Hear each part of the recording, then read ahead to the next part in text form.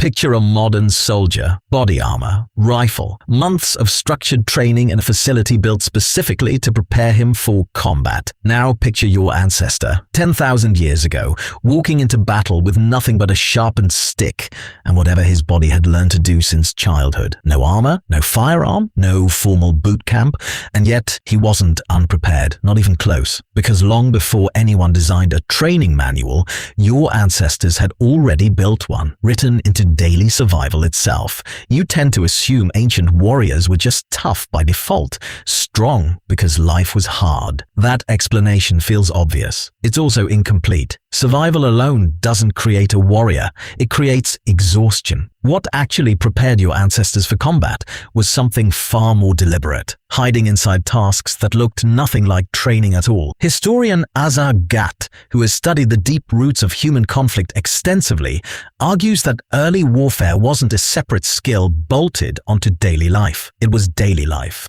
Hunting, tracking, throwing, sprinting, enduring pain, reading another creature's intentions before it moved. These weren't hobbies. They were rehearsals. Every hunt was a live simulation of combat, run against an opponent who could actually kill you if you got it wrong. Think about what a successful hunt actually demanded. You had to move silently across open terrain. You had to read subtle signs, a broken branch, a disturbed patch of grass, and predict where danger was about to come from. You had to throw a spear with enough force and precision to end a fight in a single motion, because a second chance often didn't exist. None of that was combat training in name. All of it was combat training in function.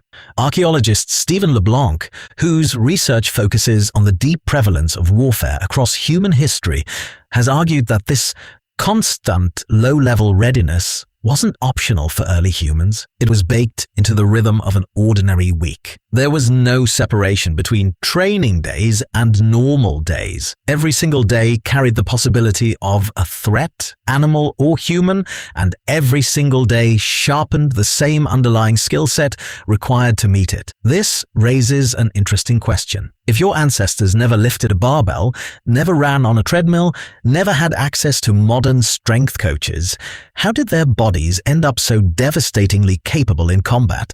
The answer lies in a concept modern fitness culture is only now rediscovering: functional strength built through necessity rather than isolation. A soldier today might train a single muscle group in a gym, repeating the same motion under controlled conditions. Your ancestors built strength by doing everything at once. Carrying meat for miles back to camp built raw endurance and grip strength simultaneously. Climbing trees to escape predators or scout terrain built explosive power in the legs and core. Digging, dragging, throwing, running, all of it layered together into a body that wasn't specialized for one movement, but adaptable to almost any physical demand combat could throw at it. Military historian John Keegan, known for his work on the psychology and reality of battle throughout history, observed that raw physical toughness alone has never been the deciding factor in combat. What separated survivors from casualties again and again throughout history was something psychological. The ability to stay functional under extreme stress, to keep making decisions when fear was screaming at you to freeze or flee. This is where ancient training becomes genuinely fascinating, because your ancestors trained for that too, just not in a classroom. Consider the hunt again. A wounded animal, cornered and desperate, doesn't behave predictably. It becomes dangerous in unpredictable ways, exactly like an enemy combatant who knows he's losing. Every time your ancestors faced that moment, spear raised, heart pounding, uncertain outcome ahead, they were training their nervous system to function under exactly the kind of chaos combat demands. Modern soldiers spend enormous resources trying to simulate this through stress inoculation training, deliberately exposing recruits to controlled danger and unpredictability so their bodies learn not to panic. Your ancestors got that training for free, built directly into the task of staying alive. Here's the twist worth sitting with. In many ways, ancient preparation for combat was more comprehensive than a lot of modern training, not because the tools were better, but because there was no separation between practice and reality. A modern soldier can train intensely for years and still experience genuine combat for the very first time on an actual battlefield, with real consequences arriving all at once. Your ancestors faced smaller versions of that reality on a weekly basis, sometimes daily, which meant the gap between preparation and real danger was almost non-existent. That doesn't mean ancient combat was superior in every sense. Modern soldiers benefit from something ancient warriors never had: coordinated large-scale tactics, communication technology, medical support capable of saving lives after catastrophic injury, and weapons that can neutralize a threat from hundreds of meters away without ever entering physical range. If you stripped away every piece of modern technology and placed a present-day soldier and an ancient warrior in direct hand-to-hand combat with primitive weapons only, the outcome would likely come down to which body had spent more time being tested by unpredictable, high-stakes physical reality. That's not a guaranteed win for either side.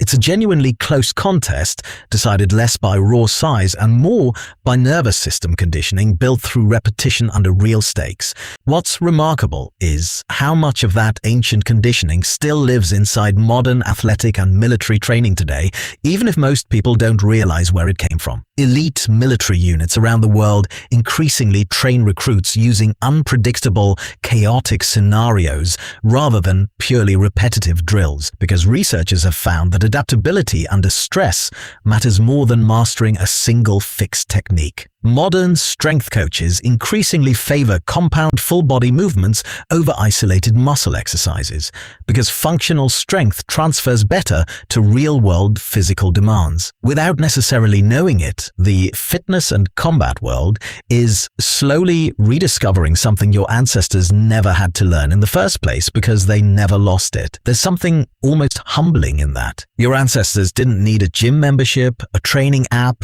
or a manual written by a sports scientist. They needed hunger, danger, and consistency, three forces that, layered together across an entire lifetime, produced a level of physical and psychological readiness. Modern systems now spend enormous time and money trying to recreate artificially. You inherited that same body, the same nervous system built to sharpen under pressure, the same muscles capable of functional, adaptable strength if pushed the way your ancestors were pushed. Most of it lies dormant now, softened by a world that rarely demands the kind of daily physical stakes your ancestors faced without choice. So the next time you picture an ancient warrior standing against a modern soldier, resist the urge to imagine it as brute versus machine.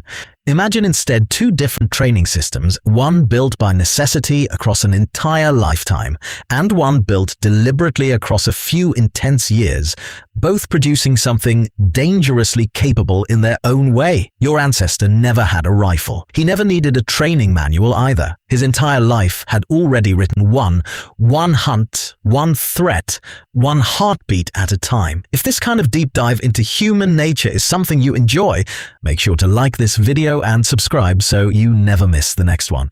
Drop a comment below with what surprised you most, and I'll see you in the next video.